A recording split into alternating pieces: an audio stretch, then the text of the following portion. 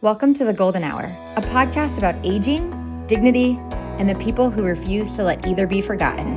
I'm Liz Keller, case manager, licensed realtor, everyday mom and wife, and a lifelong advocate for seniors. Here, we'll share stories that matter, bust myths, and open up honest conversation about what aging with dignity really looks like. Because our seniors deserve better, because here, no senior is left behind. Okay. Hi, Aimee. Hello. Thank you for coming on. Yeah, thanks for having me. I am so excited to have you on because I am so curious to hear the difference between palliative and hospice within WesleyLife and what you guys do. So I'm very excited for this interview to hear what it is that you guys do differently. So if you could introduce yourself and then just tell us what you do, who you are, and then we'll start. Okay, my name is Aimee Spores. I'm the director of WesleyLife Hospice and Palliative Care. We had started our palliative care program in January of this year and have already served over 200 patients. There was such a big need in the market for people with a terminal diagnosis that weren't hospice appropriate or quite ready yet, that still needed that extra layer of support. Palliative care is just for people with chronic or terminal illness that is needing a quarterback to help them manage their care and sit down and say, you're seeing this, I call them ologists. You're seeing your nephrologist, you're seeing your cardiologist, you're seeing your oncologist.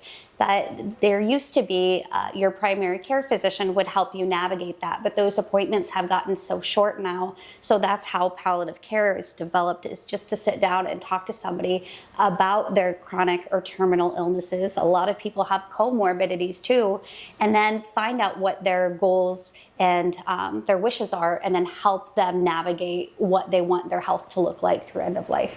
So specifically for palliative care, you don't have to have they say have this long left. Mm-hmm. This can be just, you have a lot going on and you need someone to quarterback the whole thing. Yeah. Is that something that insurance would cover for someone to be able to have palliative care come on and help them do that? Yes, absolutely.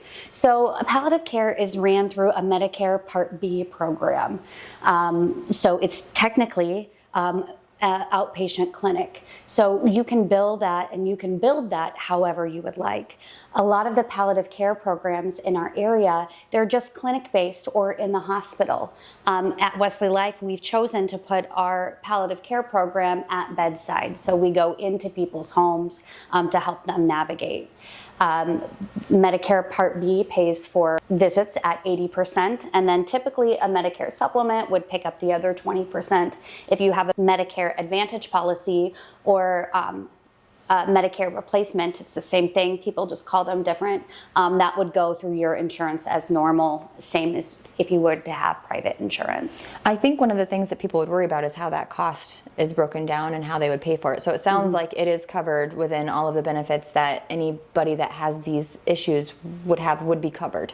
Correct. As far as what WesleyLife does is, you said that you guys go to the bedside. So what you mean is you go to the homes.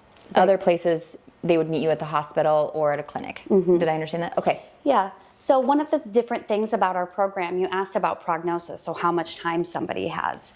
At Wesley, we're waiting for people who really do have that terminal illness because we are a home program. There are programs in the area that have the outpatient clinic where people are still healthy enough to get out, and we'll refer to those clinics if they're doing okay. Vice versa, we have really good relationships with those clinics to say, hey, this person now can't get to our office and they need extra care and support, and so we're going to refer them to you, and so you can go into bedside. So we know that we're the only ones in town that is running through this model, and it's been really, really helpful to the patients that we're serving. Tell me what your most common client or your most common patient, what does that caseload look like? When do they call you?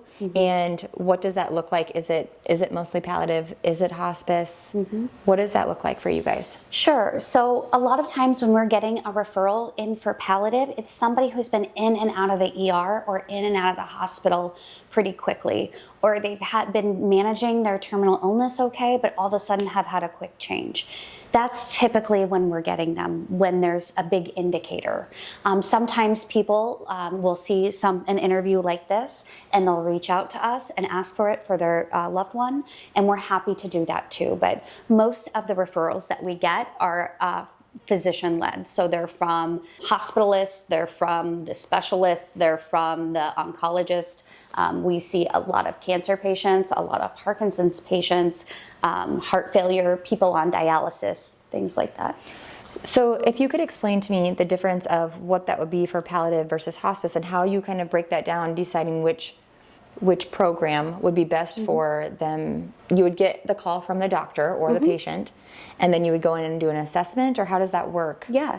So I'll just kind of walk you through the continuum of palliative to hospice, if that's okay. Yes. That's how my brain works. Okay. So palliative, it's for people who either are still seeking aggressive treatment or just aren't emotionally ready for hospice yet. And because that's a thing too. People hear the word hospice and they automatically think I have days to weeks to live.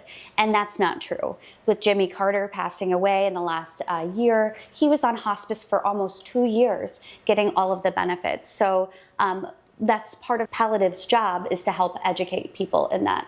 But so palliative, maybe you have a stage 4 terminal cancer and it's metastasized all over your body, but you're still wanting to pursue that chemo, the radiation, all of the treatments. That would be a perfect referral for palliative. So the oncologists, the radiologists are fighting your cancer, but a lot of times they're not fighting your symptoms. Pain, nausea, vomiting, constipation, things like that. They're just trying to fight the cancer. Or sometimes if you do have cancer, then that your heart failure could trigger a little bit more because of all of the chemo. So really it's just helping people navigate what's important to them and what they want their life to look like. So on palliative, you can still have aggressive treatment. You can be on skilled nursing rehab. You can be on your Part B programs. You can go into your doctor's appointments. You're still functioning as you would without palliative, but now you have a quarterback to help you navigate those. What's important to me? What medications are important to me? A lot of times people get on all of these medications through all of their different specialists, and polypharmacy is becoming such a big buzzword now because it's a person who can quarterback all of those medications and reduce them. You might be taking this med that's causing the symptoms, so we introduce this med that has a symptom, so we introduce this med. And then once we can start reducing those medications for people, they do a lot better. Yeah, I mean, I think that's a part of it, is when you're seeing 5 different doctors from 5 different clinics, the dots are not connecting. And now all of a sudden we have meds that are contradicting each other and no one that's really taking a look at the whole picture. You called that something? Polypharmacy. Okay, so tell me about what that is. Sure. So typically that's ran through a pharmacy or a pharmacist, but that's also something our nurse practitioner can do, and that's also something that's done every day in hospice. They'll take a look at all of your meds and figure out what's helping you and what's not helping you, and only if you want to reduce your medications, then they'll walk you through that. That's one of the stigmas of hospice, is that once you go on hospice, you get rid of all your meds, and that is not it. But we want to help you identify the medications that are good to take versus not good to take. Sometimes people are taking 20 pills a day and they can't eat, right? Because their stomach is so full of medications. Also, some medications are meant for people to have the benefits 5 years from now. So if you know you have a terminal diagnosis, taking that medication that's going to help you 5 years from today isn't really going to give you any benefit. And so that's some of the education that they do. So palliative care, aggressive treatments, still going to the doctor, still going to the hospital, and still living day to day with their diagnosis. And then we transition over to hospice. Okay, before you get going on this, you said that Jimmy Carter lived on hospice for 2 years. Yeah. Okay, I am curious about that, because what I do know of hospice is means that like you are gently living your last chapter. Yeah. And for 2 years, that feels like a long time. Yeah, I just had a patient who was on our service for 877 days when she passed away. How is that hospice versus palliative? So I would be happy to explain that. Yes. So when we bring somebody on hospice, they have to have a terminal diagnosis. So something we know that's going to be life-ending for them. And the guesstimate is 6 months or less. And so we have to get a physician order from their doctor, and then our medical director both have to come together and say, yes, given our best guess, this person has 6 months or left to live. Medicare gives us certification periods to work within. So Medicare gives us 2 certification periods that cover that 6 months. So they're both 90 days. And then after that, we have to recertify them every 60 days. So in hospice, we just have to prove to Medicare that people are gradually declining. And as long as they continue to decline, then we can continue to recertify them for hospice. So some diseases are really fast and they decline fast, or we bring them on in our program when they're at the very, very end stages of their disease, and that doesn't do them a lot of good because at that point we're chasing symptoms and not staying ahead.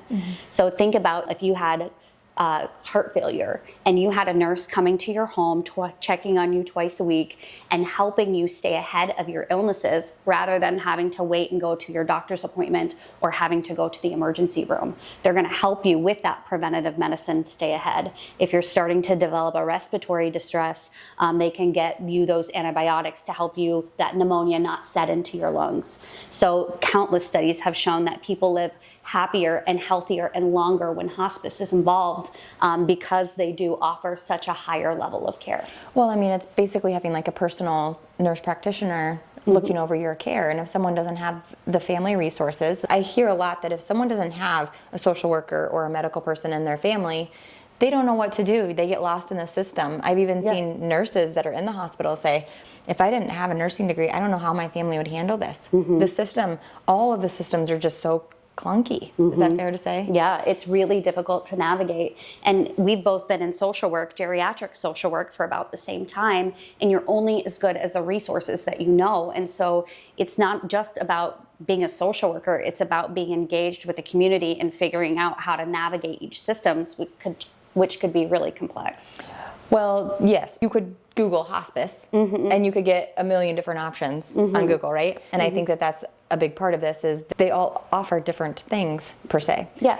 So I don't know if we've hammered this in enough, but what do you think sets WesleyLife apart from the other options that someone would get if they Googled hospice? Yeah, WesleyLife is a nonprofit, and we are very, very proud of that distinction. We have a lot of donated dollars. When somebody passes away, it's very common for their family to donate in their honor. And what we're allowed to do as a nonprofit is turn around and give that back to the patients and the families that we're serving. We don't have a hospice house at WesleyLife. We have all of these buildings that we could utilize if somebody doesn't want to pass away in their home. But we also have a lot of different layers to our WesleyLife at home. So we have our in-home services that we can call upon. And if somebody needs extra help at end of life and they really want to stay in their home, but they can't afford it and they're on Medicaid, then we can use some of our donated dollars to put extra help in that home to keep them there through end of life. We'll do lots of different things to support people. You know, our big things that we always do that every hospice does are our bucket list wishes. They're big and they're beautiful and they help create those memories at end of life. But those don't really cost a lot. If I called you and said, I have a hospice patient who wants to do this, and you have that resource, chances are you're going to say, yeah, let's do it. So really saving those dollars to be able to directly impact people within their final days or weeks of life is really where we shine. What are some of the examples of the things that you just said as far as like if someone wants to do something on their bucket list and you make this call? What are some of those things? We have done so many bucket list items over the years, and really they're very, very important to us. We had a veteran who wanted to go and ride in a helicopter, so one more time. So we found a pilot who had a helicopter, and they took him up and they took him around. The ones that touch our hearts the most are always our young people. We had a gentleman a few years ago who was 21 and wanted to get married. So we got the dress donated, we got the venue donated, we got the food donated, we got the cake donated, we got the tux donated. And our team just went all out to help this patient get married to his fiance, and he actually ended up dying that morning and they weren't able to do the wedding. So every single person who had donated said, we'll just hold it and then we'll do that for the funeral. So he was able to be buried in the tux that he was going to get married in. The venue became his funeral. The restaurant who was catering the event held the food and donated it, and then remade it for the next weekend. So we do a lot of things like that. And you guys made that all possible. That's incredible. Young parents are also really important to us. We want to help those patients and families help create memories for their children. So sometimes it's as simple as sitting down with them and helping them write letters to their children on their graduation day, on their wedding days, to be able to give that to them. We do, we had this patient who had children, and he was been sick for such a long time, and that's where all of their energy and resources were. And so he wanted to take them to the Omaha Zoo. So we contacted the zoo. They said, yep, great. I said, do you work with a local hotel? So we contacted the hotel. They gave us all of these rooms. We contacted a wheelchair van company. They donated the wheelchair van. The hotel started contacting restaurants, and they got all of their food taken care of. Wow, what a gift. I know, and it's just incredible. The zoo had all of their characters come, like all their princesses and superheroes, and then they worked with the Science Center in Omaha, which is substantial. And so it's just a domino effect when you start working on those wishes, and it becomes incredible. And if you don't ask, they don't know that someone needs it. So that's incredible that those places really do step up. Well, and they just feel so honored to be able to help somebody at that point. Right. Right. Yeah. Wow. What an amazing story for all of the places that have donated to, to places like, or to people, to families like this. It's not even donating to you guys, it's donating to the families that need them, or need that last memory with their kids. Yeah. I can't ever imagine being in that situation. So bless their heart for stepping up. Okay, so tell me who is involved with the whole palliative care teams. We've talked about the nurse practitioner, works with their doctors, all of their ecologists. Who else is involved? Sure. So our nurse practitioner is the main person of our palliative care team. She's the provider that goes into homes that can make medication adjustments. Palliative care isn't regulated like a lot of the other services, so really it's an outpatient clinic that comes into your home, and you get to decide as the patient how often you want those visits to be. If you want the nurse practitioner coming out quarterly, if you want her coming out monthly, sometimes she comes out weekly or every other week, just depending on how you're doing. And then she has a nurse who works behind her. So if my nurse practitioner sees you this week, then she'll have the nurse follow you the next week to see how your medication change went. So we have a nurse practitioner in the field, and we have a nurse that works behind her. We also have a social worker, and a lot of times people say, when you're in the medical system, well, why do I need a social worker? That doesn't make sense. And social workers are really the people who help you navigate the different resources. So if your goal is to stay at home through end of life, that's the person who's going to help you realize that goal and help you to identify those resources. If you want placement, if you're having challenges in your environment, that social worker is going to step forward and they're going to shine. Sometimes in palliative, people are more dependent on the social worker to help them figure out how they're going to navigate things than they're doing with a nurse practitioner. So your symptoms could be managed and you could be doing okay, but you know that your health is failing rapidly, and you're going to have somebody help you navigate that. What a hospice and palliative social worker do, and what they shine at, is they can take a look at your insurance and your finances, just kind of take a big overall picture of what your life looks like on paper, and then help you navigate through that and identify the resources that you're missing, or the resources, if you can pay for them, what you need. I think the missed part on that kind of to help you answer that is the nursing space, the nurse practitioner and the nurse, they will help all the complicated part of the medical stuff. Yes. But knowing from what I know when I worked at the hospital, they don't touch the social space. They do not. The medical. They don't want anything to do with touching the social. And they don't know, just like you and I wouldn't know how to, tell them what medicines they should or shouldn't. Like, we don't know. But it's the same for them, that they don't know that social space either. They're not able, and it's too much for one person we can't tackle that and they can't tackle this. And I don't think people understand the importance of how much more goes into all of this than just the medical complexities. Well, and we talked about it before. If you don't have somebody that in your family or in your friend circle that helps you, that knows how to navigate through that, you can get lost really easily. Having a social worker come out and say, these are your insurances, are you a veteran? Do you have long-term care insurance policy? Are you in a well-ahead program? What does your Medicare supplement cover? What does your Medicare Advantage policy cover? I mean, that's really kind of the beauty of a social worker. It is. And the beauty of the social worker is someone is not going to tell us no if we know the answer is yes. However, it is so easy for all of the government benefits and insurance benefits to tell someone, no, we don't do that. And people trust, they want to give whoever it is they're talking to on the other end of the phone the benefit of the doubt that they are telling them the honest to God truth. Especially people who are working in a call center who just go through their list to say this, and anybody would say, okay, they're the experts, but they're just call center people and they don't really know the intricacies of the details of their policies and what their benefits are. I would agree, and I think that they're just trained to say no. And if someone isn't pushing back on them, then they have no reason to escalate it. I often say it's just like going to, the grocery store and you have the cashier that's just, she's just scanning things. And if you're like, wait, no, that's not the right price on that, then they call the manager. And it's the same thing. The manager will override it. So it's the same thing of you just have to know exactly what you're talking about and who you're talking to. And the first line, that first call center, unfortunately, I think they're just trained to say no.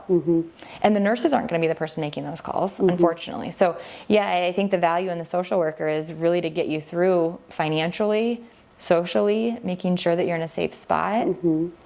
Our palliative care social worker, too, is also a therapist, a mental health therapist. The weight of a terminal diagnosis is very heavy, not just on the patient, but on their family. So one of the benefits of palliative care and hospice is we're not just focused on the patient, we're focused on the patient and their family and taking everybody along with us and providing all of the education and support that we possibly can.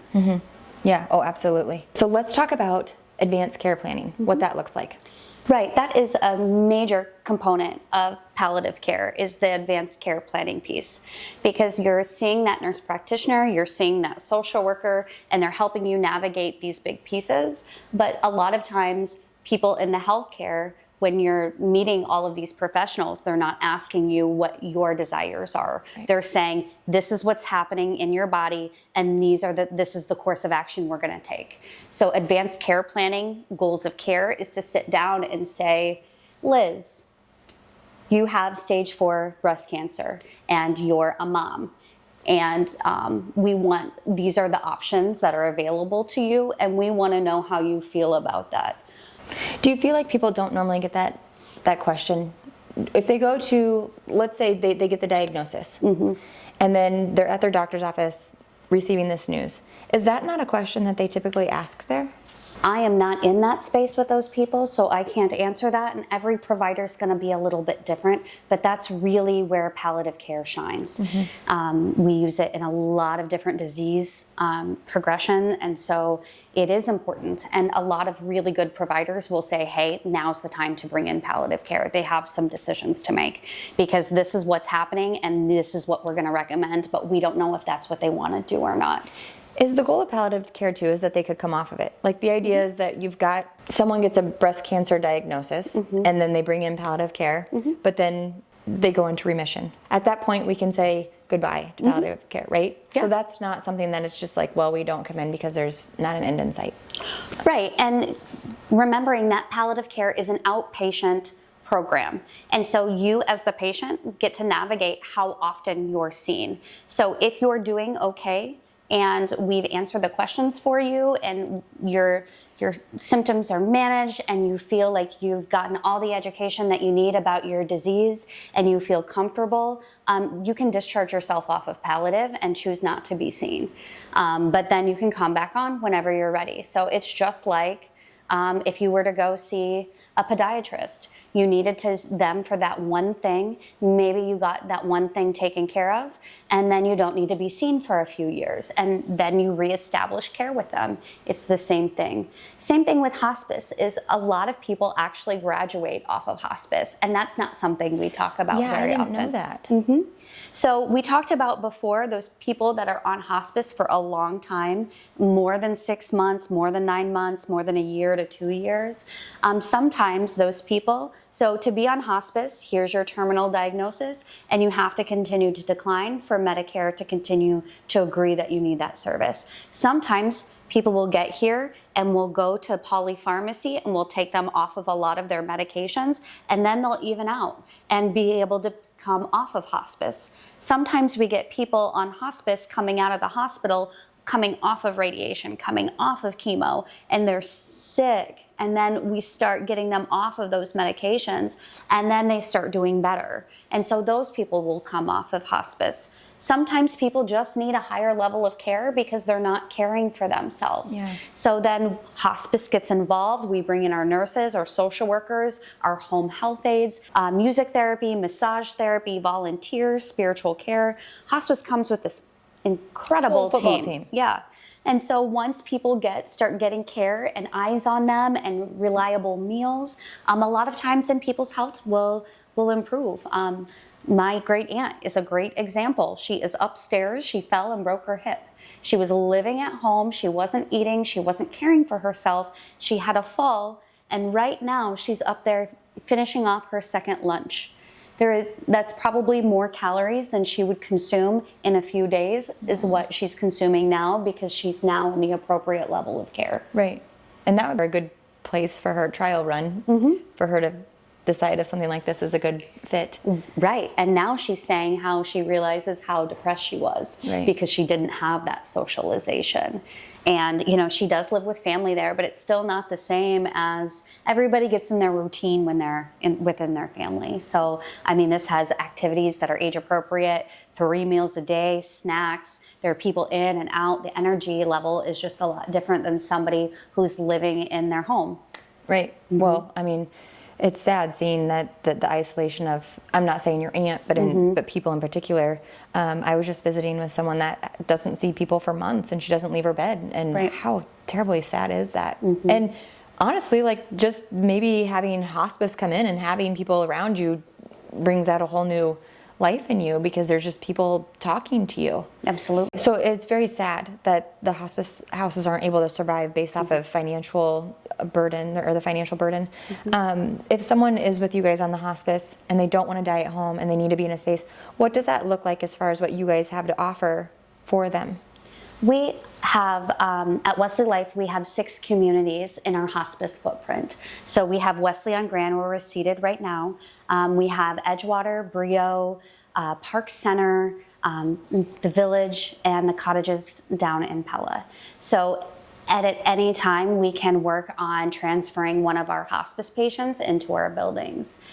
Sometimes our buildings are full, or sometimes the preference is to use a different facility. So we can help that patient move into whatever facility in the community.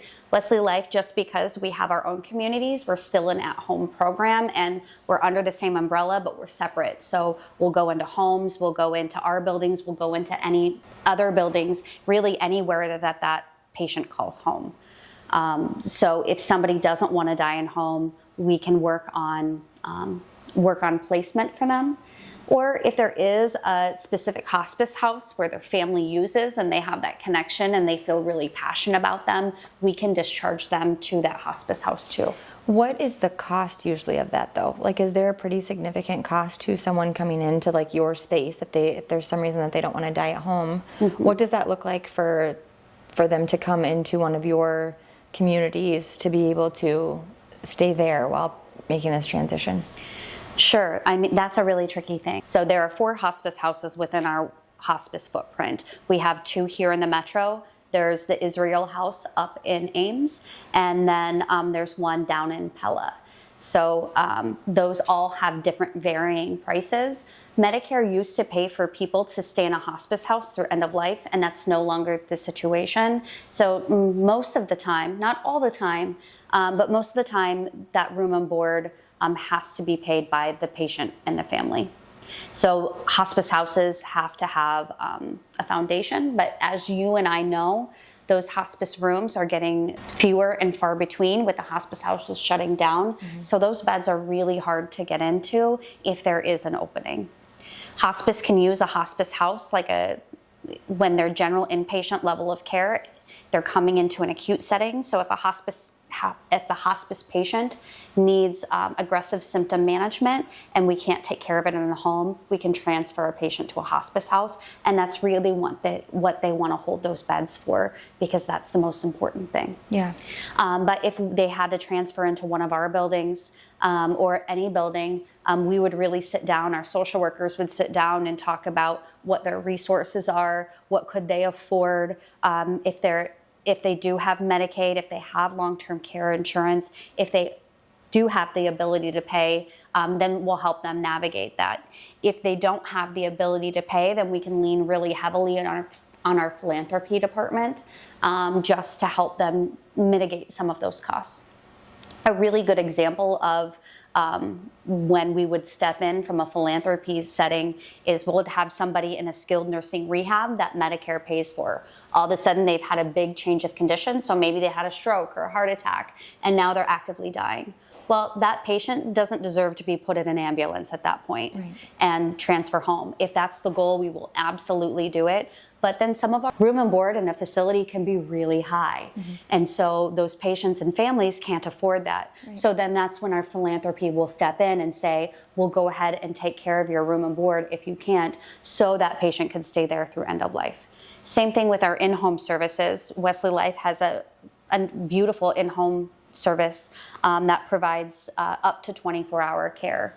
We've had a few caregivers that had caregiver burnout and stepped back and said, I can't do it. And WesleyLife was able to step forward with our donated funds and be able to pay for that patient to have 24-hour care in their home through end of life. We can't do it all the time, but when we can do it, we absolutely will. Right. Also, there's another caveat, and a lot of people don't know, if somebody is Medicaid pending, it's really hard to get them into a nursing home when they're on hospice. If somebody is Medicaid pending and they die before their Medicaid gets activated, then that facility is not reimbursed for those dollars.